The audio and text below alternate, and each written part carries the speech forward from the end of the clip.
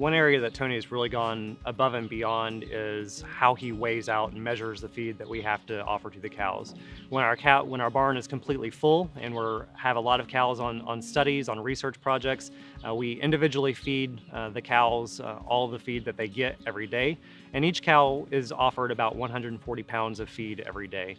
And Tony was usually the one next to the feed wagon, scooping that out individually per cow to the nearest tenth of a pound. And when you add that all up, that's weighing about 2 to 2.5 tons of feed per day. And then we also have to dump that into the bunks as well in front of the cows. And so to me, that's a lot of dedication and going above and beyond when somebody has so much feed to lift and still measures it to a tenth of a pound and accurately. And you can depend on him to catch mistakes of other people that may be occurring and doing that really well. Tony's been working with the K-State Dairy Nutrition and Metabolism Group for about 6 to 8 months since last summer. And some of Tony's main responsibilities include feeding cows on a daily basis at multiple shifts that we have. We have 3 shifts a day, including a 4 a.m. shift, an 11 a.m. shift, and a 6 p.m. shift.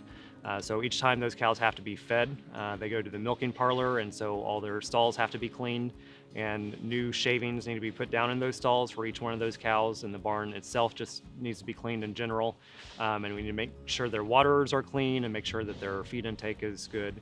And then just making sure that especially in the wintertime, that the barn is closed up tight so nothing freezes, and just making sure that the cows are healthy on a daily basis. So a lot of repetitive work of feeding cows and interacting with cows and putting them back in their stalls, even when they might not necessarily want to go back into their stalls like we would like them to go.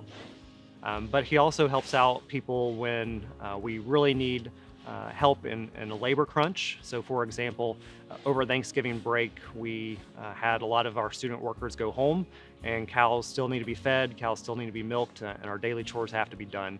And so Tony, since he's from Taiwan, didn't have the opportunity to go home for just 1 week, stayed and worked almost every shift for us during that time period. Over a 6-week period, he worked 5 weeks of 3 shifts a day, including 4 a.m. shifts. So he was at the farm at 4 a.m. over a 6-week period almost every day. And so that's, to me, is somebody really going above and beyond what they have to and being very committed to their work when they could say that they just wanted to work only a few hours a week or push that work off onto somebody else. And so we really appreciated Tony being so dedicated to work.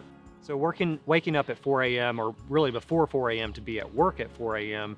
Is a big task, and it can really wear on people. And when I would get there at 4 a.m. When I was working on Tony's shift, he'd come in and he'd still have a smile on his face. And he was a lot of fun to work with just because he has such a positive demeanor. He's always smiling and is easy to be around. One of the things that really made Tony stand out was his work last summer when he was working 3 shifts a day for 6 weeks continuously without a break, including 4 a.m. shifts. And we have a lot of students that work for us that work very hard and pull those shifts as well. But we didn't have anybody else to help us during that period of time over the summer when most students were at break. And he really just stepped up above and beyond and then carried that knowledge and expertise to help us train future lab members that were a part of our research group. So he didn't just let his knowledge base die and go by the wayside, but pass that knowledge on to other workers that are continuing to contribute to our group. So he's just a well-rounded individual that went above and beyond by being such a hard worker, but also by giving to others at the same time.